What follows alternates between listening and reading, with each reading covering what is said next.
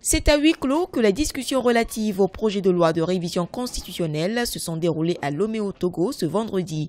Durant plusieurs heures, les députés togolais réunis en commission des lois constitutionnelles à l'Assemblée nationale ont planché sur 3 articles du projet de loi.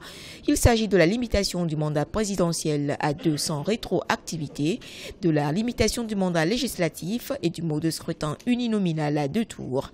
Le projet de loi a été adopté en commission composée de 10 députés, dont 6 voix pour et 4 contre. Ici, c'est un projet de loi qui vient par le gouvernement.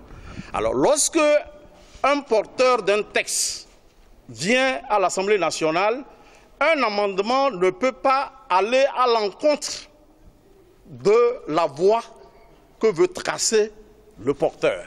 Le texte sur les réformes envoyées par le gouvernement a été voté en bonne et due forme. C'est vrai, une partie des membres de la commission de loi constitutionnelle est partie, mais la grande majorité de cette commission est restée.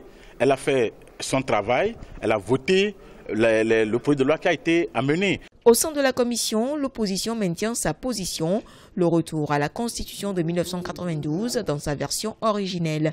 Cette Constitution ne permet plus au président Faure Gnassingbé de briguer un 4e mandat à la tête du Togo.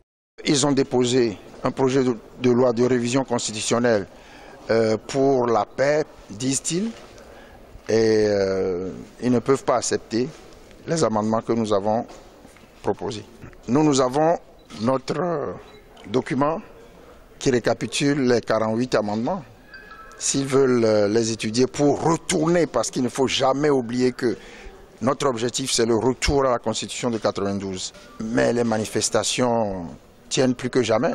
Le rapport rédigé au niveau de la commission des lois constitutionnelles sera transmis en plénière où il faudra requérir les 4/5 des parlementaires pour définitivement faire passer le nouveau texte constitutionnel. Le recours au référendum est également envisagé par le gouvernement si les négociations échouent en plénière.